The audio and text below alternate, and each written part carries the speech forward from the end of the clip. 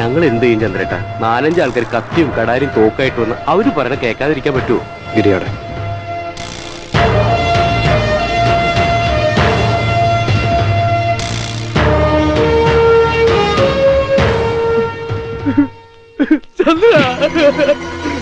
കൊല്ലടാ, എന്നെ കുത്തി കൊല്ലടാ.